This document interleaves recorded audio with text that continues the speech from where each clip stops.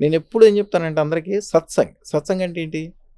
Similar అంటే మంచి మంచి వాళ్ళ మంచి మధ్యలో ఉంటే మీకు మంచి జరుగుతుంది. మీరు ఎంత గొప్పోళ్ళు అయినప్పటికీ మున్సిపల్ లారీ వెనకాల వెళ్తే మీకు చెడు వాసనే వస్తుంది. మీకు ఎంత చెమట వేసినా కూడా ఒక చక్కగా సెంటు షాప్లోకి వెళ్తే మీకు మంచి స్మెల్లే వస్తుంది. అవును. మంచి వాళ్ళ మధ్యలో ఉండండి ఎప్పుడు. చెడ్డవాడితోటి స్నేహమైనా చేయండి, పోట్లాడండి, యుద్ధం చేయండి, వాడి మీద కోర్టులోకి వేసుకోండి, ఏదైనా చేసుకోండి, చెడ్డవాడితో ఏమైనా చేసుకోండి, వాడికి దూరంగా ఉండండి. మంచివాడితోటి ఎప్పుడూ అనుకూలంగా ఉండండి. వాడితో పోట్లాడినా మంచిదే, స్నేహం చేసినా మంచిదే, తిన్నా మంచిదే, ఏదైనా వాడి వల్ల ఏదో రోజున మీకు మంచి జరుగుతుంది. అవును. చెడ్డవాడి నుంచి మాత్రం దూరంగా ఉండాలి. 100% దూరంగా ఉండాల్సిందే.